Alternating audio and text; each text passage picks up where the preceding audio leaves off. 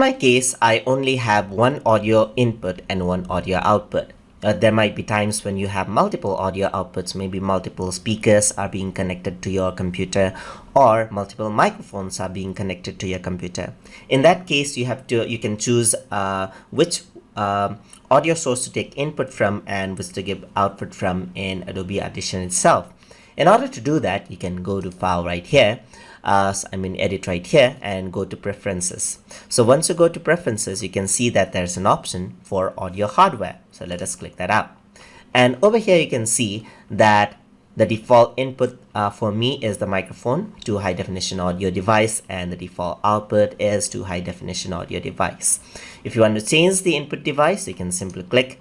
And if you have more than one microphone plugged in, maybe you have a USB microphone or a studio microphone that is plugged in from a different port, then it'll show up here and you can choose to record it from that device right here.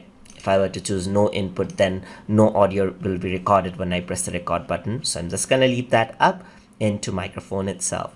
And over here you can see that there's the default output option as well. And right now the speakers are being selected. And if you want to output it out from a different speaker set or different sound card, then you can choose speaker to another speaker right here. So that is how you can set the input and output device inside of Adobe Audition. Hope you guys learned something as always, and as always, please like, comment, share and subscribe.